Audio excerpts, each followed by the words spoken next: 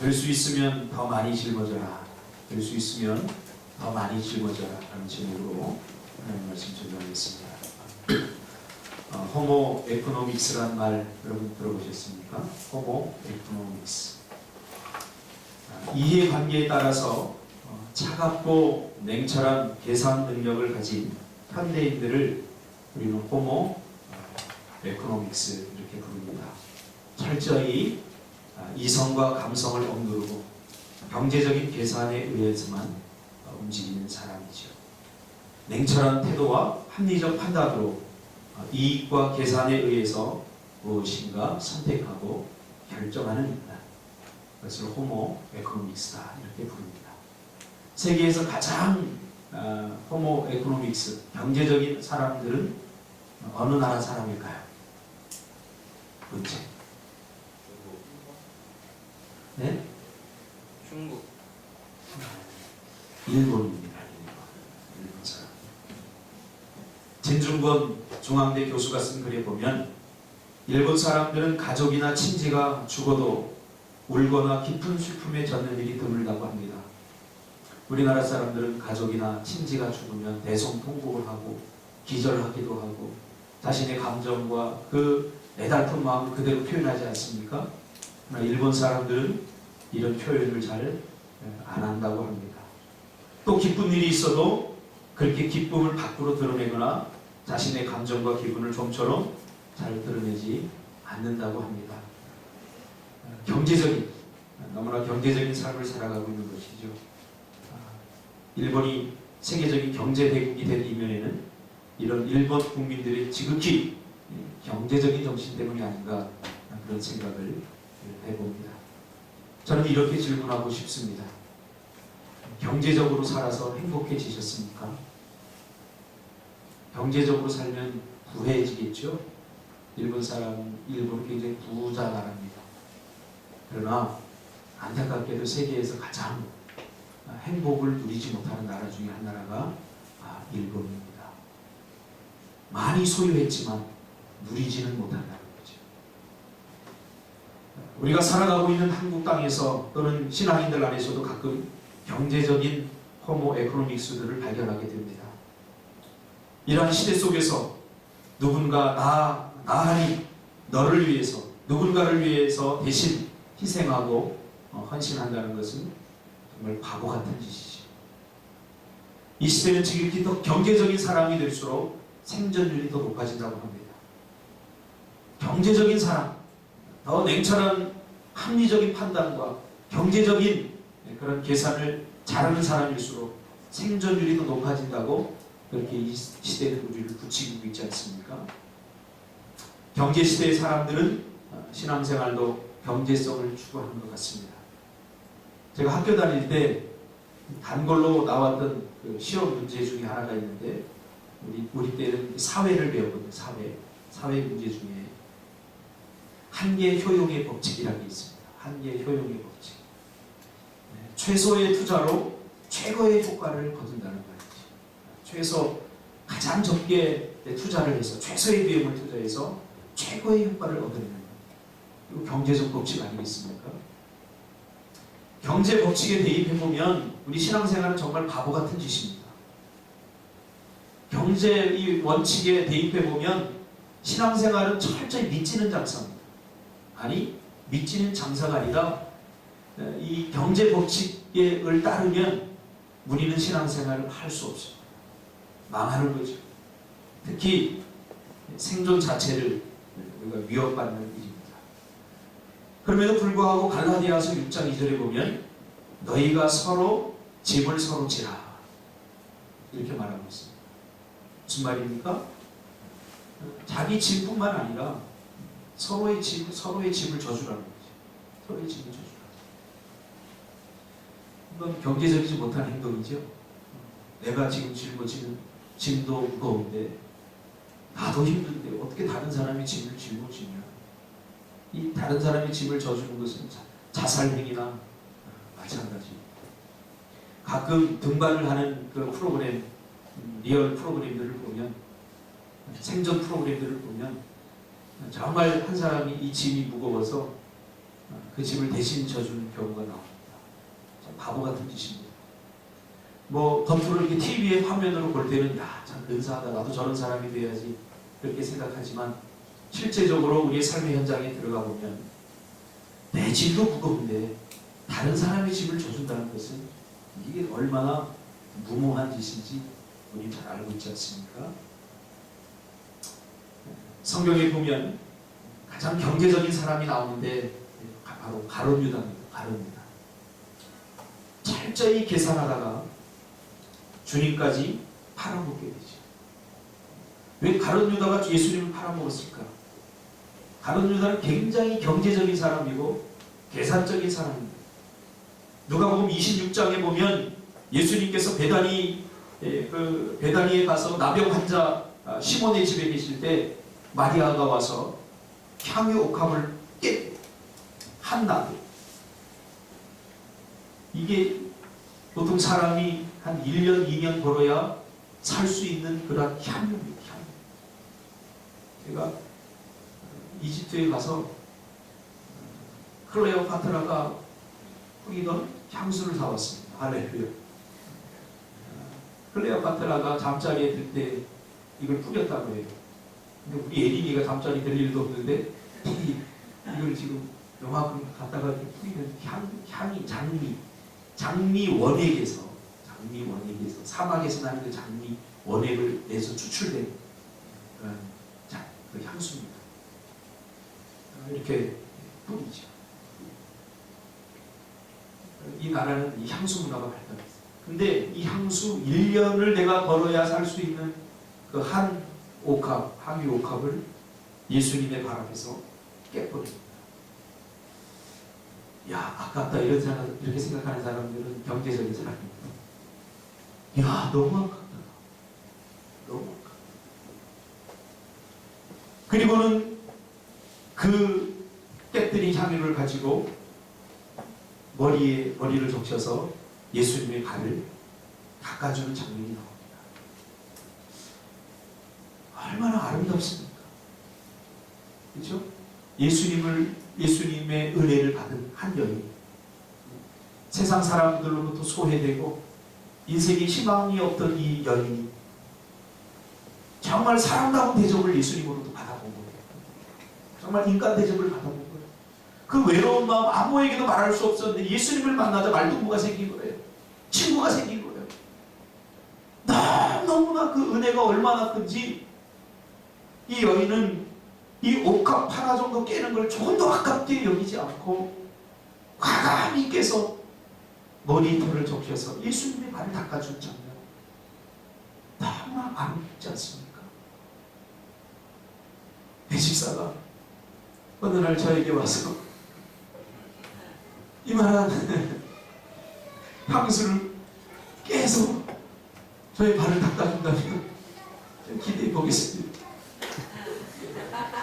머리를 길어야 되지. 참 아름답습니다.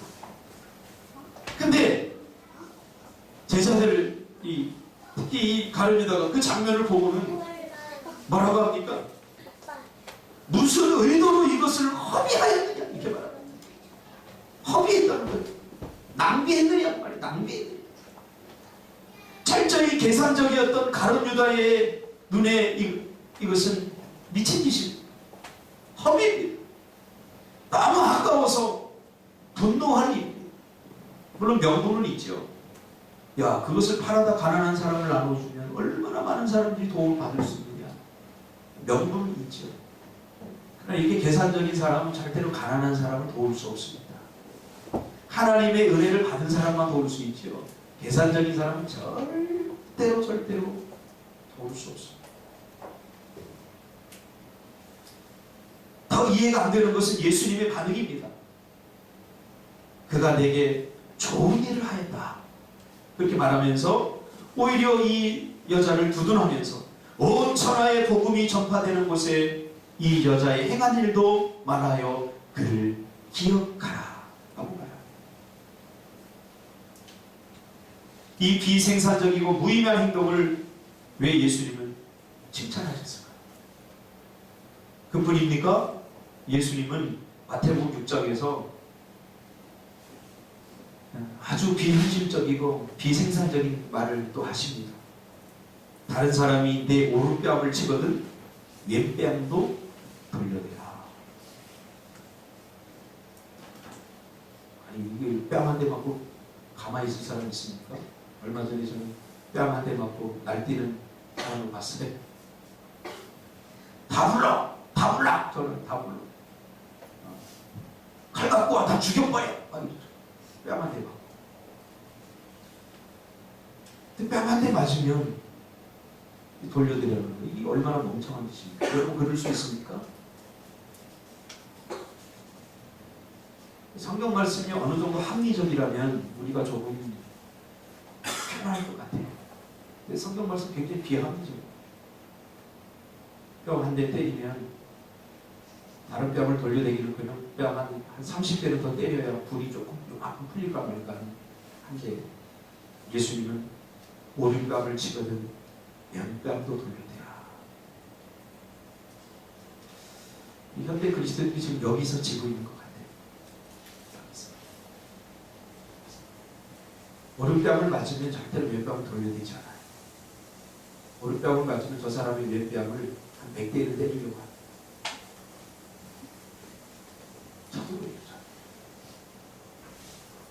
또 너를 고발하여 속옷을 가지고자 하는 자에게 거부까지 가지게 합니다. 근데 예수님이 살던 당시에는 이 직물을 짜는 기술이 발달이 안 됐기 때문에 옷 가지고 이불도 하고 옷이 정말 중요합니다. 옷 한 벌로 어쩌면 가난한 사람 평생을 살아요. 그래서 때로 이런 소송이 벌어지기도 하죠. 다른 사람의 옷을 어떻게 해요? 가지려고 하는. 그래서 싸움이 벌어지고 소송이 벌어집니다. 다른 사람이 그 옷을 가지려고 속옷을 가지려고 소송을 걸 때 싸워서 소송에서 이기려고 하지 말고 이 겉옷까지 더 중요한 것까지 다 내어주라. 또 누구든지 너로 억지로 오리를 가게 하거든 심리는 4kg, 오리면 2kg 정도 되죠. 대공원 정문에서 저 공원까지 가는 게 2.5km 그 정도 거리. 억지로 가게 하거든 차라리 심리를 더 보게 해주라. 네게 그런 것들을 구하는 자에게 이해관계를 계산하지 말고 더 많이 해주라. 더 많이 해주라. 오늘 제목대로 하자면 10kg를 짊어주면 이 10kg를 짊어지라. 꾸고자 하는 자에게 받을 수 있나 없나 따지고 계산하지 말고 다시 돌려받을지 못할 것 같다고 계산하지 말고 다시 돌려받지 못한다고 할지라도 거절하지 말고 꾸어주라는 것이죠. 그래서 많은 사람들은 성경을 읽다가 겁을 먹습니다. 우리 이렇게 못 살아. 성경대로 살면 제명대로 못 살 것 같아. 스트레스 받겠죠? 뺨을 한 대 쳤는데 왼쪽 뺨을 또 때려. 이렇게 때려 맞습니다. 오리를 가져가고 심리를 가져. 이거 어떻게 살죠? 스트레스 받아서. 뭔가 좀 풀고 살아야 되지 않겠습니까? 그래서 저는 가끔 풀고 삽니다. 운전을 하다가 학교에 저 새끼 하고 생각합니다. 저 새끼가 운전을 어떻게 하는 거야?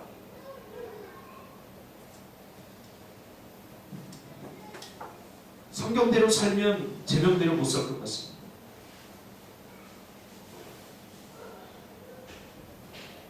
성경대로 사는 것은 망하는 지름길이고 사회에 적응하지 못하는 삶을 성경은 자꾸 부추기는 것 같습니다. 우리 청년들이나 예수 믿어본 사람들이면 예수 제대로 믿고 사회생활 한다는 것이 불가능하다. 대부분 이렇게 생각하는 것입니다.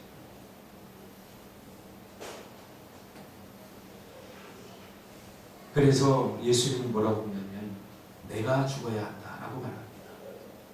내가 죽어야 돼. 신앙은 계산이 아닙니다. 계산을 하는 순간 잘잘못을 구분하게 되고 옳고 그름을 따지게 되고 계산하는 순간 경제적 호모 에코노믹이 되어버립니다. 신앙은 계산이 아닙니다.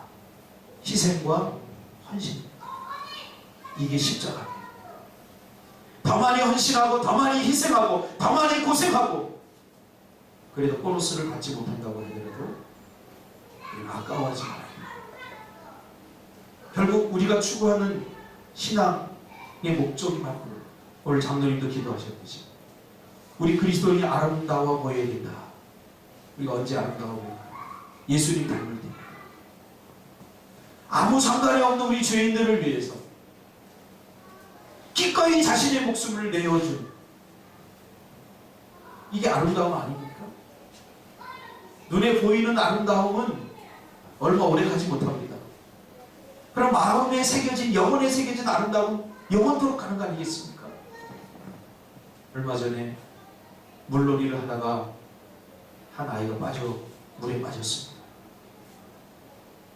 그런데 등산 동호회 의사들로 구성된 등산 동호회 사람들이 마침 거기 가다가 그 아이가 계곡에 빠져서 허우적거리니까 의사 한 명이 건지겠다고 뛰어들었어요.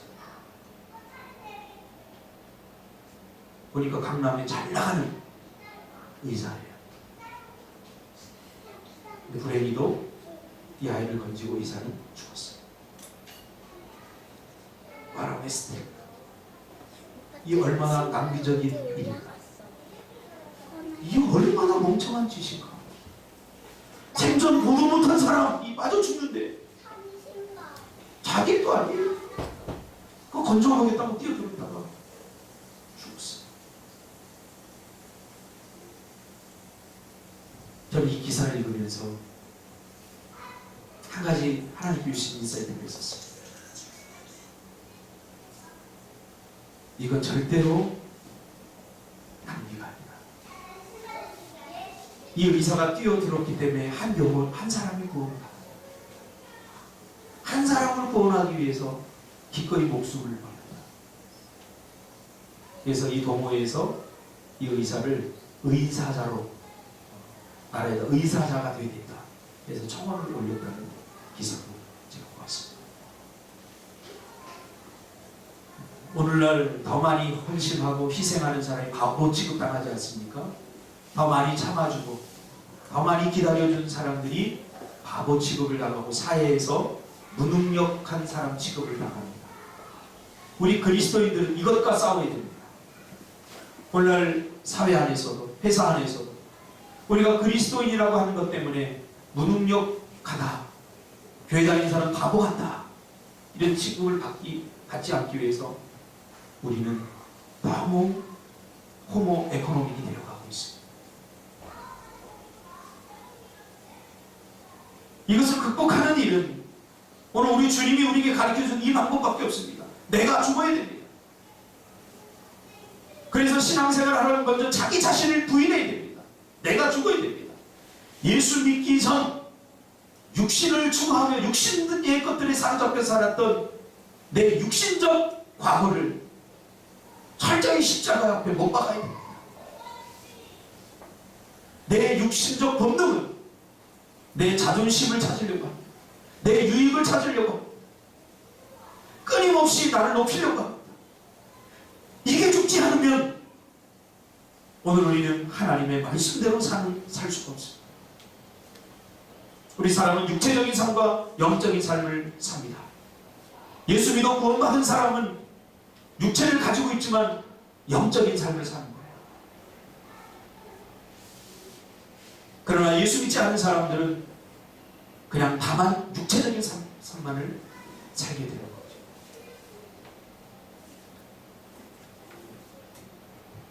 그런데 내 안에 아직도 우리가 영이 회복되어서 예수 믿어 우리 영이 회복되어서 영적인 존재가 되었지만 아직도 육체가 살아있으면 자꾸 계산하게 되고 자꾸 효율성을 따지게 되고 적게 투자하고 많이 얻으려고 한다는 거죠. 갈라디아서 5장 19절 이하에 보면 육체적인 것이 무엇인지 분명하게 말합니다. 육체의 일은 현저하니 곧 음행과 더러운 것과 호색과 우상숭배와 주술과 원수 맺는 것과 분쟁과 시기와 분냉과 당짓는 것과 분열함과 이단과 투기와 술취함과 방탕함과 또 이와 같은 것들이니 이런 일을 하는 자들은 하나님의 나라를 유업으로 받지 못할 것이다. 그러면서 성령의 열매는 사랑과 희락과 화평과 오래 참음과 자비와 양성과 충성과 온유와 절제니 이 같은 것을 금지할 법이 없는다. 그리스도 예수의 사람들은 육체와 함께 그 정욕과 탐심을 십자가에 못 박았느니라. 이번 주에 미얀마에서 맹각교 선교사님 오셨습니다. 우리가 같이 섬겼나요? 제가 그 선교사님을 보고 굉장히 마음이 아팠어요. 왜냐하면 참 그 선교지에서 고생을 많이 했거든요. 많이 늙으시고 저보다 뭐 3살, 4살이 많은가 4살이 많은가 많이 늙으시고 초라해지십니다. 그래서 그걸 보고 제 가슴이 아팠어요. 그분이 잘 살았거든요. 연대 의대라고 사모님 약국하시고 부족함이 없이 사셨고 그때 내가 전도사 때 자가용 탐탁했거든요. 늘 부러워했어요. 근데 그 형색을 보니까 굉장히 많이 늙고 흰머리도 보이지. 그래서 가슴이 제가 많이 아팠어요. 근데 이야기를 하면서 여러 이야기를 하면서 오히려 제가 초라해졌습니다. 왜냐하면 이분은 너무 영적이었어요. 이분은 자신의 인생을 사는 게 아니라 예수님의 인생을 그대로 사셨어요. 나는 물질이 없어서 짜증나는데, 나는 세상적인 것들 때문에 스트레스 받고 짜증나는데, 이분은 언제 짜증나냐? 누군가 나의 기도 시간을 빼앗을 때 짜증난다. 기도하지 못하는 것이 짜증난다는 거예요. 그가 기도하면서 하나님의 음성을 듣고 기도하면서 하나님께로부터 받은 위로와 은혜에 대한 이야기를 하는데 저 자신이 얼마나 초라해지는지. 그분은 영적으로 사는 것 같고 나는 철저히 육체를 의지하고 사는 것 같아서 나 자신을 바라보면서 제가 굉장히 초라해졌어요. 선교사님 만난다고 머리도 2번이나 감고 왁스도 스프레이도 칠하고 좋은 옷 입고 나가는데 이게 다 초라해요.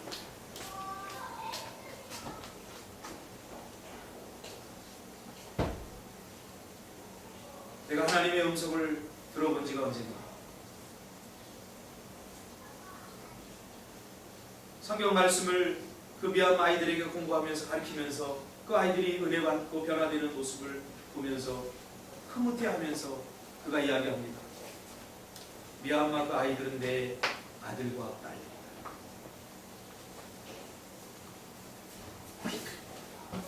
우리는 큰 가정이에요. 그런데 굉장히 초라해졌어요. 그는 굉장히 똑똑합니다. 제가 보조군이에요.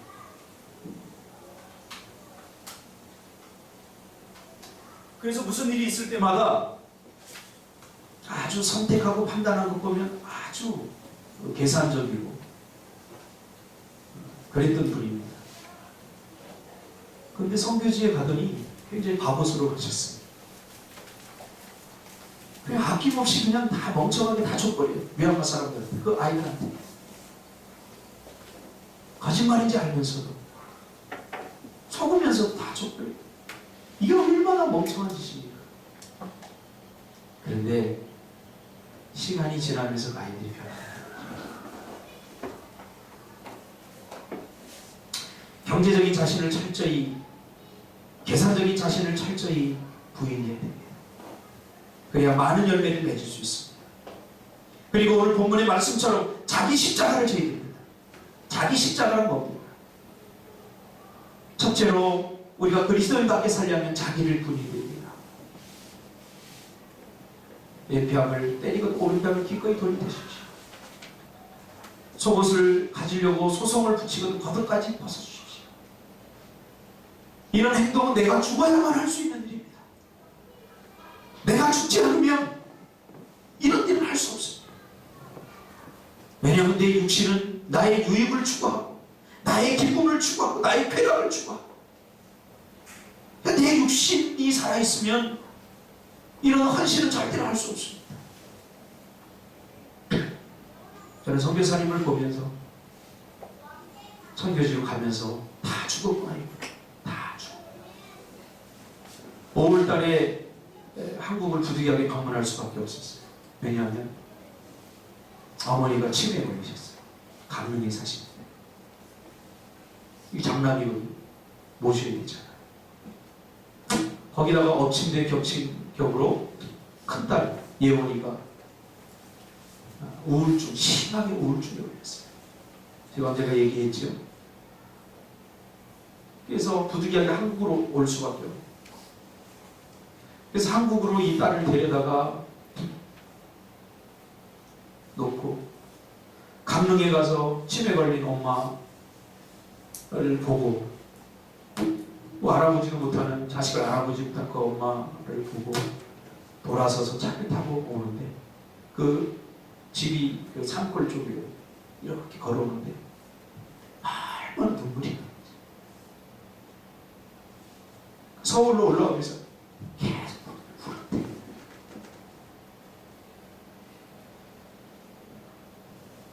그 이야기를 듣는데 막 가슴이 메어진 거예요. 계산적이지 않기 때문에. 여러분, 계산적이면 이렇게 할 수 있겠습니까? 계산적이지 않기 때문에. 하나님께 받은 은혜가 너무 크기 때문에. 치매 걸린 노모를 놓고 다시 미안해.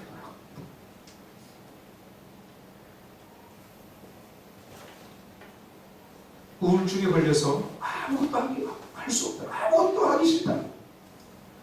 내 어깨에 1000근만 그램의 무게가 짓누르고 있다는, 그 딸을 놓고 한국에 놓고 들어가는 이 선교사님의 심정.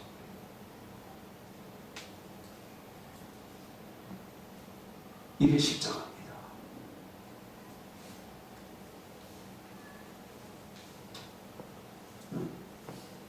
자기를 부인하고 자기 십자가를 져요. 예수님이 그랬던 거죠.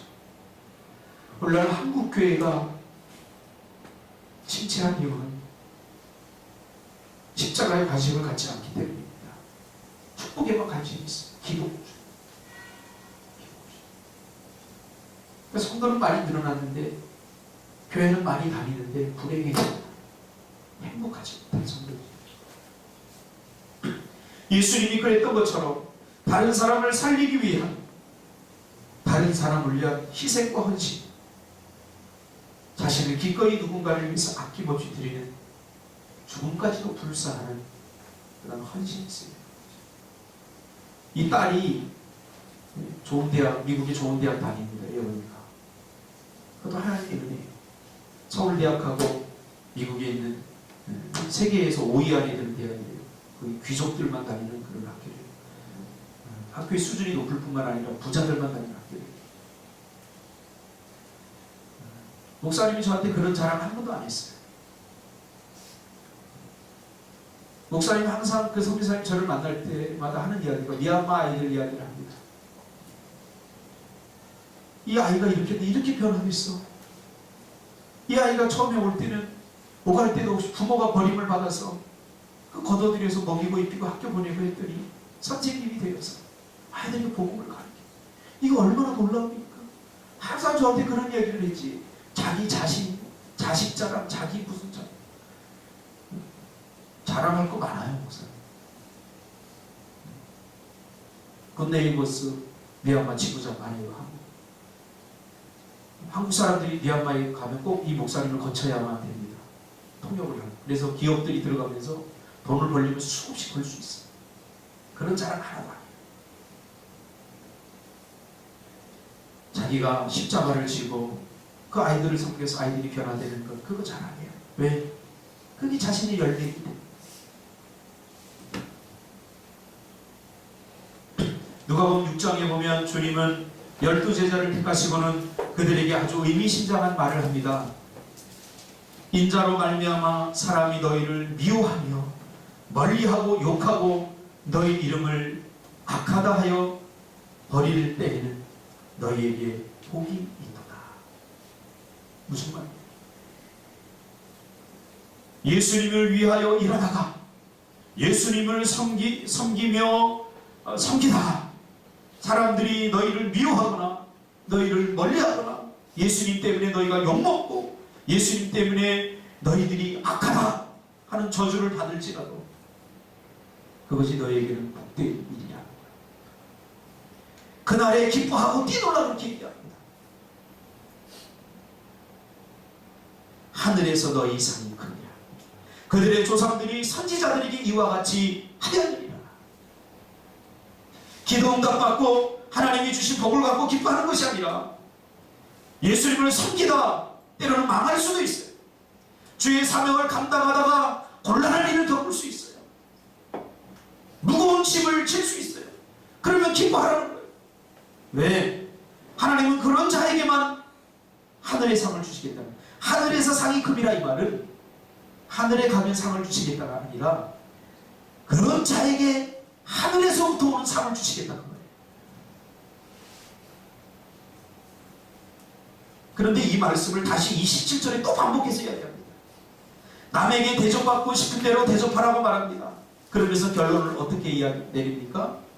주라, 그리하면 너에게 줄 것이니 곧 후히 되어 누르고 흔들어 넘치도록 하여 너에게 안겨주리라.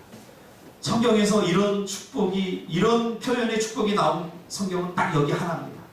주라, 그리하면 너에게 줄 것이니 곧 후히 되어 누르고 흔들어 너희에게 안겨주리라.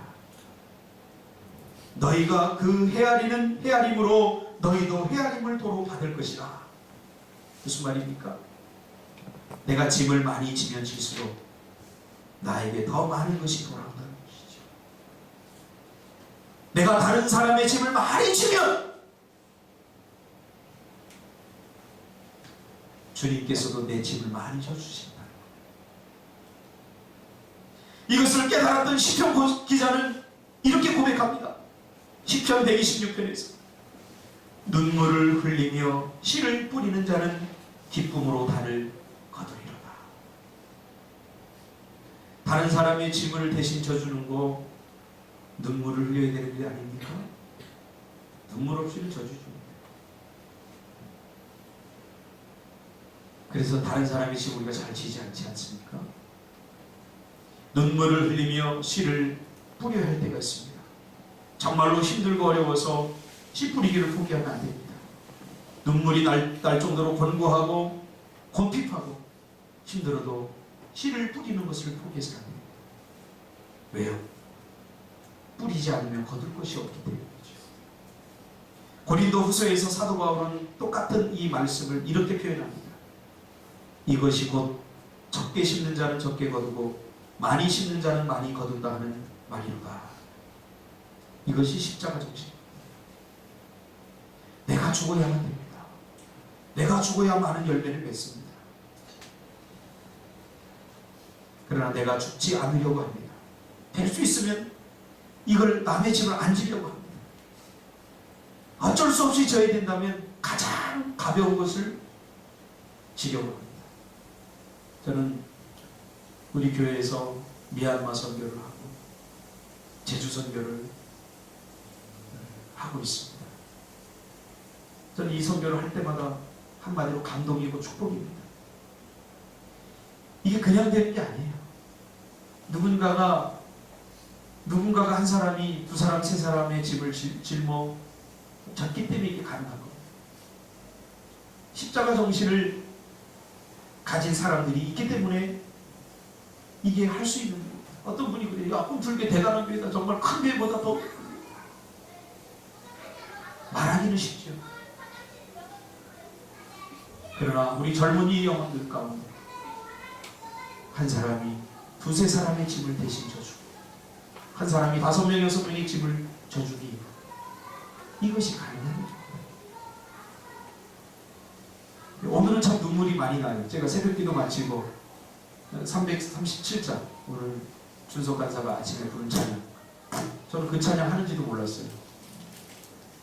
제가 오늘 영어로 다 아침에 기도문 읽어준 게 그 337장인데 그 찬양을 하나님께서 주시는 거예요. 그래서 그 찬양을 부르면서 제가 많이 울었어요. 몇 장? 337장이죠? 337. 아니네. 437장 찾았어. 내 모든 시험 무거운 짐을 주 예수 앞에 아뢰니 근심에 쌓인 날 돌아보사 내 근심 모두 맡기시니 무거운 짐을 나 홀로 지고 견디다 못해 쓰러질 때 불쌍히 여겨 구원의 주님, 은혜의 주님 오직 예수. 오늘 아침에 괜히 성령께서 눈물을 많이 흘리게 하셔요. 새벽부터 계속 울었는데 오늘 그 찬양을 계속 제가 부르면서 눈물을 계속 흘렸어요. 주체할 수 없이 나와. 이게 주체가가 왜 나오는지 모르겠어요. 그 찬양을 부르는데 계속 눈물이 나요.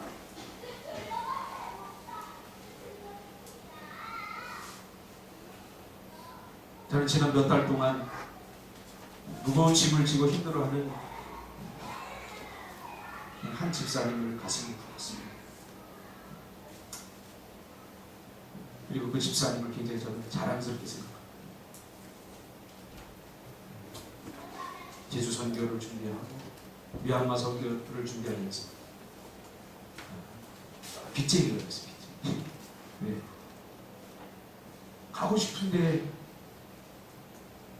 돈이 없어 비행기값을 못 갑니다. 목사는 또 영혼을 아끼는 마음으로 데려가자. 데려갔어. 그 집사님이 다 자기 돈으로 다 냈어. 미얀마 갈 때도 마찬가지. 미얀마 갈 때 우리가 다 돈 냈습니다. 안 내고 사람 없어. 못 낸 사람.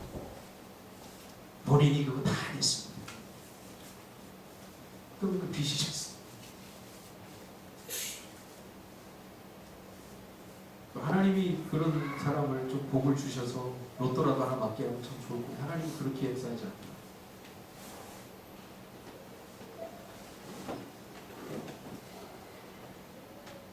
얼마나 힘든지 전 알거든요. 그 집이 얼마나 힘든지 전 알거든요. 제주 선교 가서도 마이너스가 많이 되더라고요. 보니까 본인이 다 메꿔놨어요. 저는 몰랐어요. 뭐 마이너스 나는지 아닌지. 내가 거기 신경 쓰면 내가 목회를 내가 힘있게 못하는 거예요. 지금도 좀 재정이 어떻게 되는지 모르는데 집사람한테 다 맡기죠. 저는 어떻게 보면 굉장히 나쁜 놈이지. 어제 집사람이 양말을 정리하면서 행복해하더라고요. 행복해하면서 저한테 하는 말이, 야, 양말이 이렇게 많네. 옛날에 개척하고 나서 양말 한 켤레 살 돈이 없어서 빵꾸난 양말 그대로 신고 다녀요. 이제는 양말을 6켤레나 살 수 있어서 행복하다.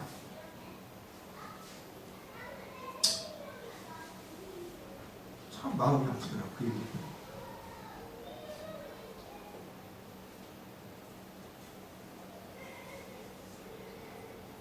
주를 위하여 살다가 고생하고 주님이 아니라면, 선교가 아니라면 이런 고생하겠습니까? 마태복음 11장 28절에 주님은 위대한 초청을 하시고, 수고하고 무거운 짐진 자들아 다 내게로 오라. 내가 너희를 쉬게 하리라. 나는 마음이 온유하고 겸손하니 나의 멍에를 메고 내게 배우라. 그리하면 너희 마음이 쉼을 얻으리니 이는 내 멍에는 쉽고 내 짐은 가벼움이라 하십니다. 여러분 누구를 초청한 줄 아십니까? 나를 초청했다고 착각하지 마세요. 바로 주를 위하여 고생하고 주가 짊어져야 될 짐을 내가 대신 지다가 너무 힘에 겨워서 쓰러지고 힘들어 그 사람을 주님이 초청합니다. 수고하고 무거운 짐 얼마나 무거워. 내가 아니라면 지지 않아도 될 짐을 지고 내가 아니라면 감히 질 수 없는 짐을 내가 지느라고 얼마나 고생이야. 내게로 오라.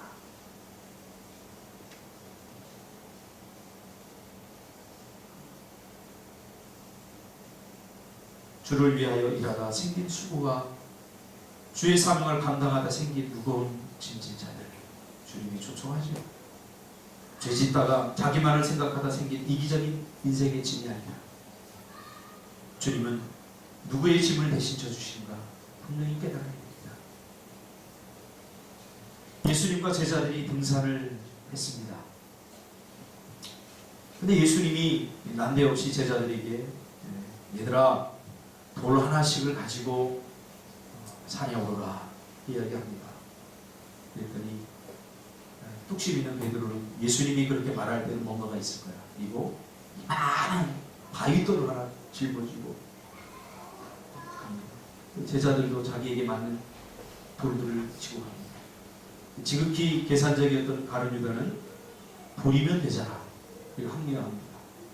그리고 길가에 보니까 요만한 짝돌 하나, 요만한 돌 하나 떨어져 있어서 주머니에 쌓습니다. 왜? 산을 올리려면 저 돌을 무거운 짐을 지고 어떻게 올릴 수 있겠어? 돌이면 돼. 돌을 주워오라고 그랬지 무거운 돌 주워오라고 그러지 않았잖아. 이것도 돌이야. 요만한 돌 하나를 주머니에 넣고 산을 오릅니다. 베드로가 그 산을 오르기 얼마나 힘들었겠습니까? 땀을 막 흘리면서 올라. 근데 베드로는 콧노래를 부르면서 좀 미련한 베드로. 언제 주님이 돌을 가지고 오라고 했지? 저렇게 무거운 돌을 가지고 오라고 했어. 그러면서 콧노래를 부르면서 상복기를 합니다. 예수님께서 등반이 끝났을 때 제자들을 모아놓고 돌들을 앞에 놔라. 자기 앞에 놔라. 베드로가 보니까 야 내가 이 돌을 들고 왔나 싶을 정도로 엄청 무거운 돌을 들고 가룟 유다는 그 돌을 딱 꺼내놓습니다. 예수님이 그 돌들에 기도를 합니다. 이 돌이 변하여 떡덩이가 되랴. 그 돌이 떡으로 변하는 순간이죠. 그래서 오늘 설교 제목을 돌이 떡이 될 때까지 이렇게 해놨다가 너무 좀 메타포가 강해서 하고 있습니다. 여러분 저를 위한 이 헌신 우리 개척교회 자문교회 다 누가 알아주지도 않는데 힘들죠. 그러나 그게 빵이 될 겁니다.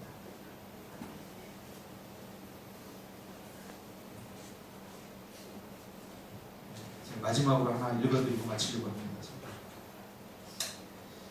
1956년 미국 전역을 큰 충격으로 몰아넣었던 이야기가 하나 있습니다. 짐 엘리엇을 비롯한 5명의 젊은이들이 신학교를 마치고 간단한 짐만을 챙긴 채 남미의 에콰도르라는 나라로 선교를 떠났습니다. 한 번도 복음이 전해지지 않은 이곳에 엘리엇과 5명의 친구들이 찾아간 것입니다. 에콰도르라는 나라에는 아콰족이라고 하는 잔인하고 독하기로 이름난 족속들이 살고 있었습니다. 조그만 소형 비행기를 타고 해변에 내린 이들이 해변가에 텐트를 치고 아콰족에게 복음을 전하기 위해 준비를 시작한 지 닷새째 될 즈음 선교 본부에서는 이들에게서 소식이 없자 혹시 하는 생각에 비행기를 보내보았습니다. 그런데 바로 그곳 해변에서 5명의 청년들이 무참하게 살해된 것을 발견했습니다. 해변가에 그들의 시체가 피를 흘리며 널브러져 있었습니다. 그런데 한 가지 이상한 점이 있었습니다. 그들의 주머니에는 권총이 들어있었던 것입니다. 이들은 자신의 신변 보호를 할 수 있었음에도 불구하고 총을 뽑지 않고 그대로 죽었다는 이야기입니다.